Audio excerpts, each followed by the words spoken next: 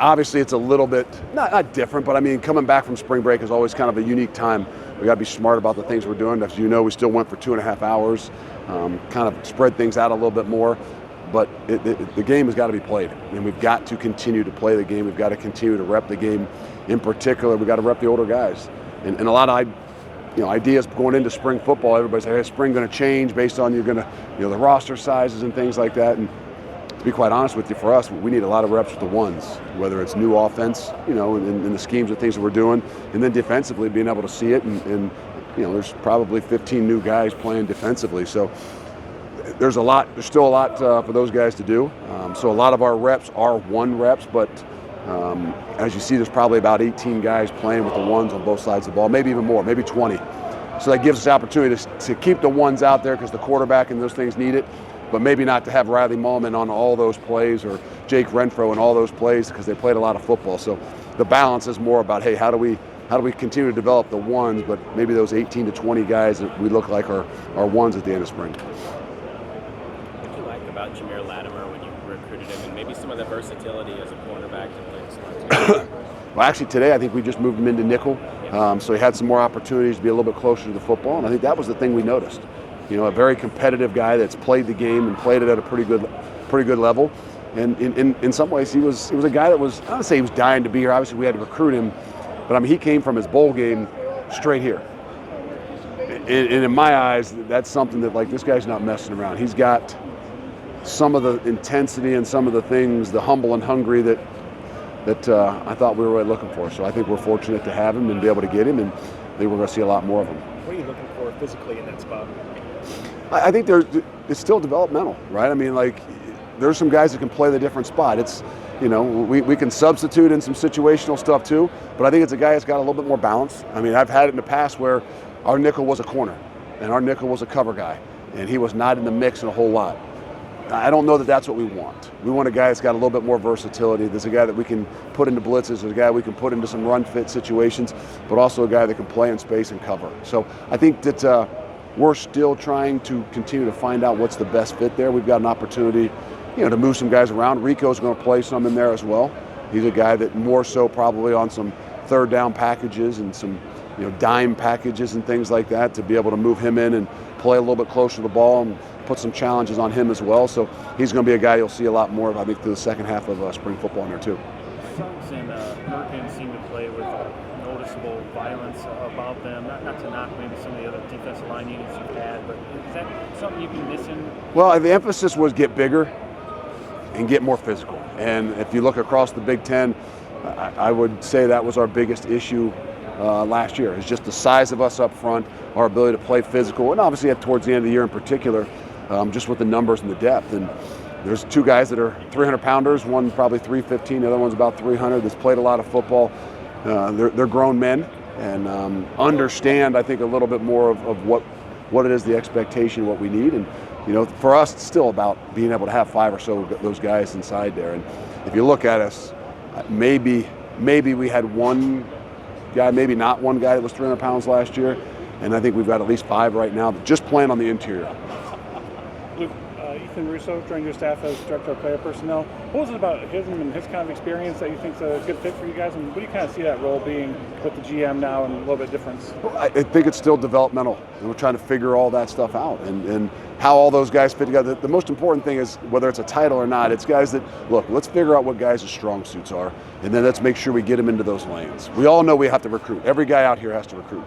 Whether you're the player out here that we ask you to recruit, whether you're a coach, you're an intern, you're a GA, everybody has to recruit. And so that's just a small part of what it is that we do. And I think in his role in particular, it'll be a little bit more focused on our team, evaluating our team on a consistent basis, seeing where, how guys are developing and then projecting out 2 and 3 years to make sure we're kind of checks and balances across the board. But most importantly, I think some of the areas and the places he's been, being at Utah and Utah State, and some of those are probably a lot more the type of guys we're going to win with here, in recognizing those things and the traits and obviously being able to, be a part of something bigger than himself. In your experience, do you see true freshmen make jumps like after the first 4 and then 5, especially when you have spring break? Because we saw a couple guys make plays today. They did. That's interesting, because sometimes those are the guys that you worry most about as they come back after 4 days. what did they actually remember, or more so, what did they forget? But I think that that there's some maturity in this group, and that's what we want to be able to challenge. They're going to get enough reps. They're going to get reps, and they're not just going to get 3 reps. You're seeing those guys in there with the 2s, which is a challenge. It's one thing to go in there with the 3s and there's 4 calls. It's another thing to say, hey, we're putting you in there, you're going to run with the 2s, and we've got the whole bank of what we're calling. There's guys around you that have played a lot of football, and they have an expectation for you. So, again, they made some plays today, which was great to see. I think for me more so that they came out here with the right attitude. They didn't seem like they were nervous or afraid moving up in some of those situations, and I think that goes a lot further than anything else. Do you think this offense has the ability to really test the eyes and challenge defenses with all the movement and all the things that it seems like you're able to do? Yeah, I mean, it's a challenge every day. It's a challenge every day for us defensively. Every offense, there's challenges that are different, right? I mean, some play in space like we've done a little bit more of. Some do tempo, which everybody has a part of. And then there's some that are a little bit more creative with just the eye candy and the things that create some different things. All in all, I think the ability to continue to be balanced, the ability to be able to lean on the positions, and in particular the guys that are the strongest part of your team. And I think all those things inside, I think it gets some, puts us in some situations where our offensive line is going to be able to be leaned on a little bit more. Have a greater impact in a lot of different things, whether it's because there's some different motions and things like that. But I just think it doesn't allow people to tee off on us, not just in the pass game, but in particular in the run game. You spoke a little bit on that top end group. What have you seen from the veterans in terms of maybe growth, refinement so far this spring? It's hard to say. It's 5 practices in, and you haven't really evaluated the 5th practice. This one's interesting to evaluate as we go back and watch it, because you see where the real maturity is. You see the guys that played a lot of ball, like Riley Mallman or Jake Renfro, and in particular guys up front, that they don't miss a beat when they walk back in here. You really want to see those guys like Kevin Haywood to see what he really looked like today.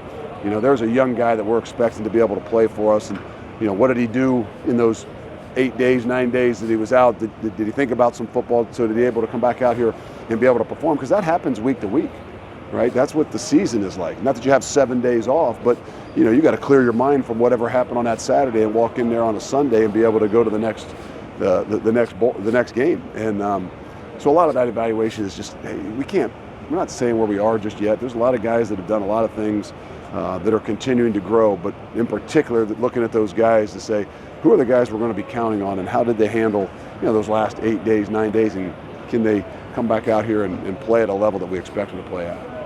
Look, when you look at the running backs, you guys didn't bring anybody in the transfer portal yet. I know there's not much time still, but didn't bring in a recruit. Just, do you think that group kind of realizes, like, hey, it's kind of on us to step up and take over some of those lead spots? Yeah, it was one of those positions where, a guy like Ty Wee from last year did an incredible job, and there were some opportunities maybe to have him back, and it's not the easiest thing. You're trying to balance out those rooms, but we felt like we had the youth that we needed. We had some leadership that we needed in Cade Yakimelli, and I think that it gives you a well-rounded group. It's a little thin.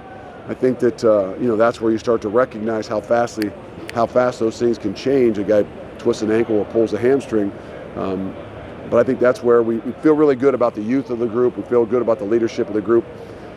In this game today, with not playing live, it's probably the one position that you don't know as much about. And until you go live, it's really hard to see what next gear or what true balance that those guys have. What playmaking ability do they have when it's not live situations? So we'll have enough live situations this spring to give them some opportunities to kind of shine even a little bit more. You've seen some of the edge rushers, guys like Thomas Heiberg and Aaron Witt, play a little bit further away from the line, especially today in practice. Can you talk about the thought process? Well, Thomas has moved. To inside linebacker. So Tom is playing middle linebacker. Aaron Witt is playing a little bit of a hybrid. He'll play some of the edge stuff.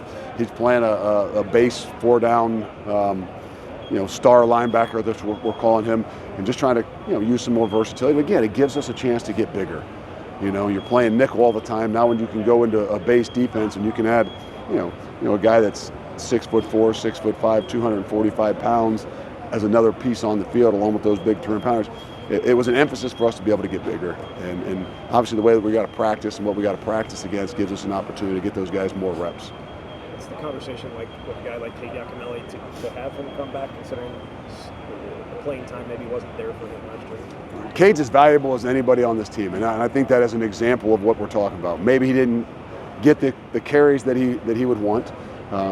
He didn't get the opportunities, maybe at the tailback position as much as he'd want. There's a guy that's 4 core special teams for us.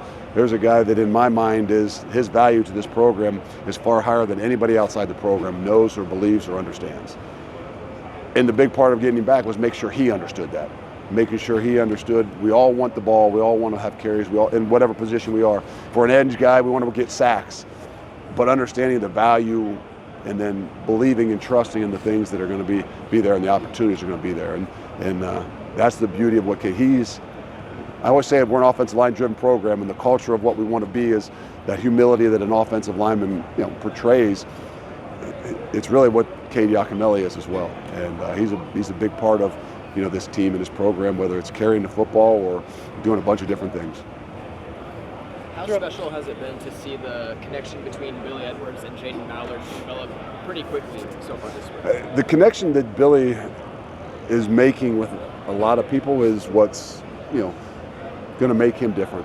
And I mean that in a way that not everybody gets to see, but he's a very mature guy that understands, and believes in what team means and looks like, and his ability to connect with a lot of different people and a lot of different groups. You see the balls that might be thrown, but the time spent in other rooms and time spent with those guys individually is something that I think will even show a lot further down the road. And so there are some connections being made, and I think that today was one of those days where he did find Jalen a little bit more and give him some more opportunities.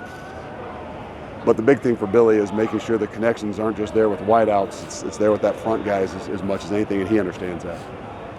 We haven't seen Mark Hamper the last 2 times we've been at practice. Mark's out right now, and we don't know exactly when he'll be back, but hopefully we'll get him back here soon.